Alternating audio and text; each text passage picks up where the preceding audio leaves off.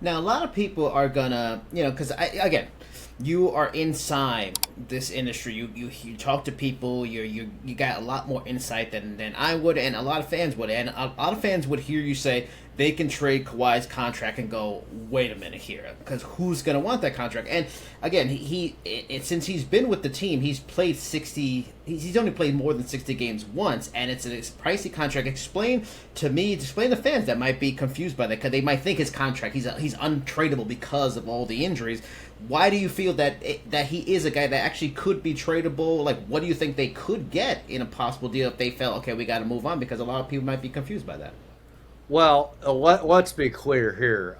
If they wind up deciding to make this decision, this tough decision that they trade him, they're not gonna get equal value. But Okay. you have to look at through the lens that they're getting something as opposed to nothing. Okay. If they didn't sign him and then he decides to go elsewhere as a free agent, so that's really what it is. Everything is better than not having anything at all. But I think with that, they don't have any intentions of trading him. They secured him, with the intention that they want him as their cornerstone, at least in the short term, to open Intuit Dome, to at least have a pillar of a direction of where they're headed, so that they can fill the rest of the roster out. Ideally, with James Harden and Paul George, but if not, they can fill in the pieces elsewhere.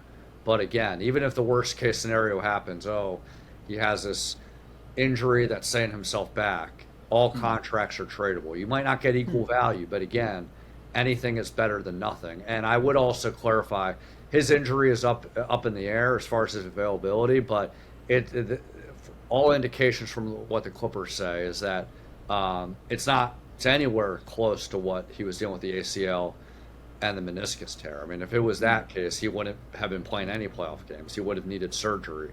Here, this isn't something that he needs surgery on. It's an injury that he just has to manage.